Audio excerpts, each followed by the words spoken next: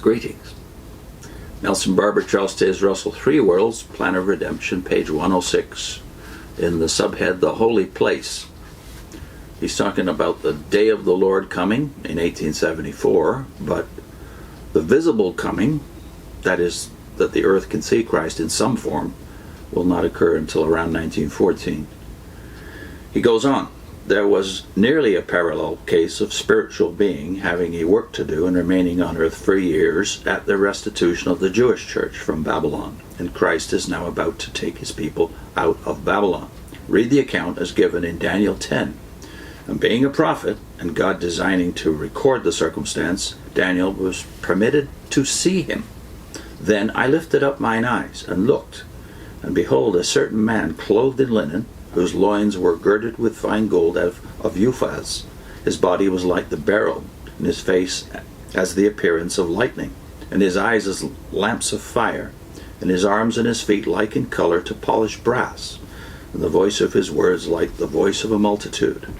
And I, Daniel, alone saw the vision, for the men that were with me saw not the vision, but a great quaking fell upon them, so that they fled to hide themselves. And there remained no strength in me, for my comeliness was turned in me into corruption. And he said to me, Fear not, Daniel, for from the first day that thou didst set thine heart to understand, and to chasten thyself before thy God, thy words were heard, and I am come for thy words. But the prince of the kingdom of Persia withstood me 21 days. But lo, Michael, one of the chief princes, came to help me, and I remained there with the kings of Persia. Again Daniel loses his strength, and there came again and touched me like the appearance of a man, and he strengthened me, and said, O man greatly beloved, fear not, be strong, yea, be strong. And when he had spoken unto me, I was strengthened. Then said he, Knowest thou, or thou knowest, wherefore I come unto thee? And now will I return to fight with the prince of Persia. And there are none that holdeth with me in these things but Michael, your prince. Also I, in the first year of Darius the Mede, even I stood to confirm and to strengthen him. Barber comments, in order to get a clear idea of the state of things, I will observe that this revelation was made to Daniel in the 3rd year of Cyrus, king of Persia, according to verse 1 of chapter 10. That Darius the Mede was the father-in-law of Cyrus, and had reigned 2 years before Cyrus took the throne. Hence this glorious personage, before whom Daniel had continually to be strengthened, in order to retain the power to stand, was with Darius 5 years before. He was also with Cyrus, who withstood him 21 days. And after making a revelation to Daniel, he returns to fight with the prince of Persia. And Michael the archangel was his only attendant. Read the description of Christ, he who was dead and is alive forevermore, as John saw him, that is in Revelation chapter 1, starting at verse 12. And you can hardly fail of recognizing the same personage here. He laid aside his glory when he took upon himself the form of a servant and became flesh. But when he had conquered death, and he took upon him the glory he had with the Father before the world was. Hence Daniel and John both saw him. And the apostle could say, Yea, though we have known Christ after the flesh, henceforth know we him no more. But how did he fight with Cyrus, and how did Cyrus withstand him so long? Let God be his own interpreter. Now in the 1st year of Cyrus, king of Persia, that the word of the Lord spoken by the mouth of Jeremiah might be fulfilled, the Lord stirred up the spirit of Cyrus, king of Persia, that he made a proclamation concerning the return of Israel from Babylon. That's 2 Chronicles 36, verse 22.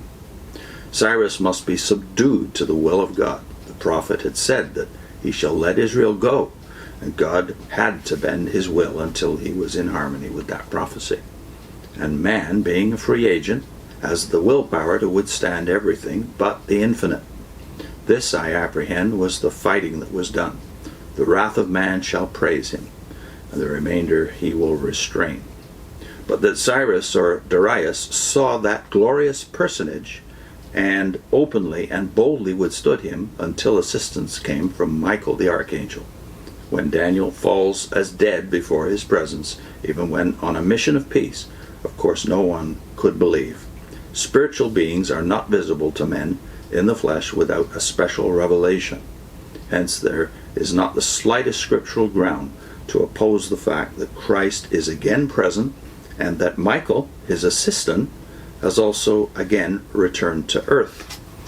The time of trouble is already begun. The times of restitution have also commenced, and again Babylon is to be withstood, and come out of her, my people, to be accomplished.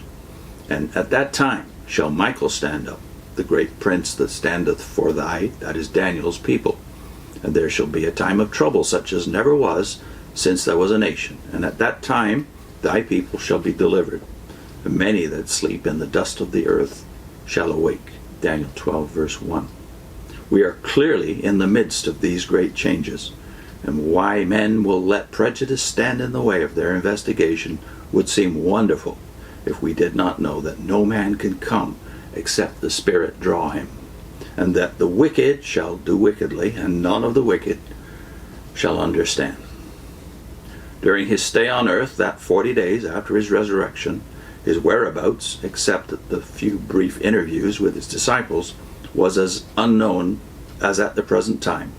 And when he did appear to them, I understood that he appeared under the veil of flesh, but that now he has no occasion to thus appear. Then he did appear in the secret chamber, the doors being shut, and in the wilderness of Galilee. But now, if they shall say unto you, Behold, he's in the desert, go not forth. Behold, he's in the secret chamber, believe it not. For as the lightning, so shall the Son of Man be, etc. Nor is there any evidence that we shall see him until we are like him and see him as he is.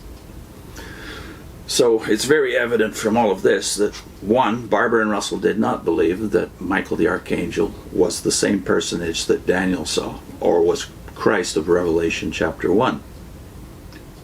And it's also clear that they believed that when the times of the Gentiles were over, and the 40 years of exiting Babylon the Great were over, and the saints were all in heaven, and they would see Christ as he is, then the world would see him in some form.